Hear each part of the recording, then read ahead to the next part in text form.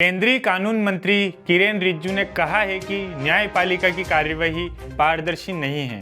वहां बहुत सी राजनीति हो रही है। यह पॉलिटिक्स बाहर से दिखाई नहीं देती है, लेकिन यहां बहुत से मतभेद हैं और कई बार गुटबाजी भी देखी जाती है। नमस्कार, आप देखना शुरू कर चुके हैं नजर टुडे। मैं हूं आपके साथ नीरज पंचोली। रिजिजू ने कहा, अगर जज न्याय देने से हटकर एग्जीक्यूटिव का काम करेंगे तो हमें पूरी व्यवस्था का फिर से आकलन करना होगा। अहमदाबाद में आरएसएस की प्रियंका पंचजन्य की तरफ से आयोजित कार्यक्रम साबरमती संवाद में पहुंचे रिजिजू ने कहा कि सुप्रीम कोर्ट के कॉलेजियम सिस्टम में भी राजनीति से अछूता नहीं रहा है। देश में जजों की नियुक्ति की प्रक्रिया में बदलाव लाने की सख्त जरूरत है। रिजिजू ने कहा, जज न्याय देने की बजाय दूसरे कामों में बिजी रहते हैं। और भी साथ यह भी कहना है कि संविधान के मुताबिक जजों की नियुक्ति करना सरकार का काम है, लेकिन 1998 में सुप्रीम कोर्ट ने अपना कॉलेजियम सिस्टम शुरू कर दिया। दुनिया भर में कहीं भी जज दूसरे जजों की नियुक्ति नहीं करते हैं। जजों का मुख्य काम होता है न्याय देना, लेकिन मैंने नोटिस किया है कि आधे से ज़्यादा समय जज दूसरे जजों की नियुक्ति के बारे में फैसले लेते रहते हैं। इससे न्याय देने का उनका मुख्य काम प्रभावित होता है। रिजिजू ने कहा कि संविधान सबसे पवित्र दस्तावेज है। इसके 3 स्तंभ हैं, विधानमंडल, कार्यपालिका और न्यायपालिका। मुझे लगता है कि विधानमंडल और कार्यपालिका अपने कर्तव्यों को लेकर बंधे हुए हैं और न्यायपालिका उन्हें बेहतर बनाने का काम करती है। लेकिन परेशानी की बात यह है कि जब न्यायपालिका अपने कर्तव्य से भटक जाती है तो उसे सुधारने का कोई रास्ता नहीं है। बीजेपी ने कभी न्यायपालिका के काम में दखल नहीं दिया। भारत में गणराज्य जीवंत है और कई बार इसमें तुष्टीकरण की राजनीति भी देखी जा सकती है। भाजपा सरकार में न्यायपालिका को कभी कमतर नहीं समझा जाता है और न ही इसे कभी चैलेंज करने की कोशिश की जाती है।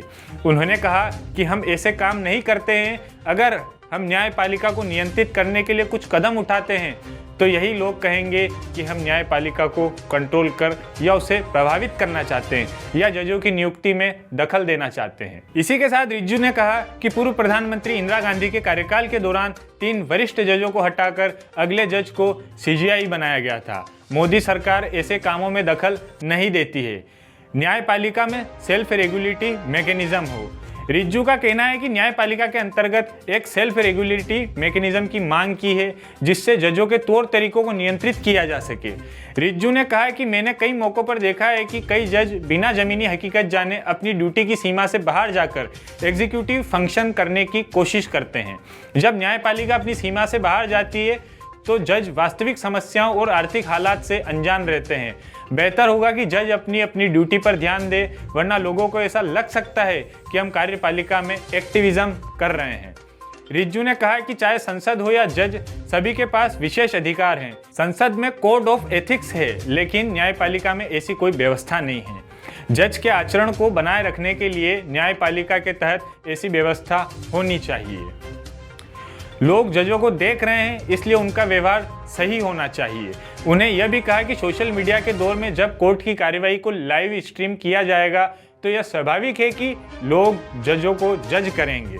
मैं न्यायपालिका को ऑर्डर नहीं दे रहा हूं, मैं सिर्फ उन्हें चेतावनी देना चाहता हूं कि न्यायपालिका भी डेमोक्रेसी का हिस्सा है। लोग उन्हें देख रहे हैं, इसलिए उनका व्यवहार सही होना चाहिए। 1993 तक जजों की नियुक्ति सरकार करती थी। इसके लिए चीफ जस्टिस ऑफ इंडिया से सलाह ली जाती थी। उस समय तक देश में विशिष्ट जज हुआ करते थे। 1993 के बाद सुप्रीम कोर्ट से सलाह लेने को दखल अंदाजी कहा जाने लगा। किसी और फील्ड में सलाह देने को दखल अंदाजी करना नहीं कहा जाता है, सिवाय न्यायपालिका के। 1993 से पहले जजों की नियुक्ति में किसी जज का कोई हाथ नहीं होता था, लेकिन अब ऐसा नहीं है। इसलिए न्यायपालिका पर सवाल उठाए जाने लगे हैं। आज भी ब्रिटिश राज के प्रभाव में है न्यायपालिका। रिजिजू ने कहा कि भारत की न्यायपालिका आज भी 200 साल के ब्रिटिश राज के प्रभाव से बाहर नहीं आ सकी है।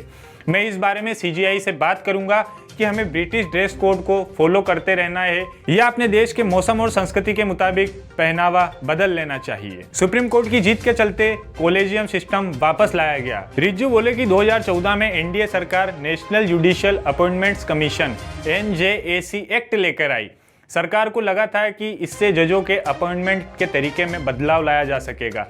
एनजेएसी एक प्रस्तावित संस्था थी जो ऊपरी न्यायपालिका में जजों के अपॉइंटमेंट और ट्रांसफर के लिए जिम्मेदार होती थी। एनजेएसी एक्ट और कॉन्स्टिट्यूशनल अमेंडमेंट एक्ट 13 अप्रैल 2015 को लागू हुआ था, लेकिन शीर्ष कोर्ट ने 16 अक्टूबर 2015 को एनजेएसी एक्ट को निरस्त कर दिया गया। इस फैसले के बाद जजों की नियुक्ति के कॉलेजियम सिस्टम को दोबारा लाया गया। इसी तरह की तमाम जानकारियों के लिए देखते रहिए नजर टुडे। धन्यवाद।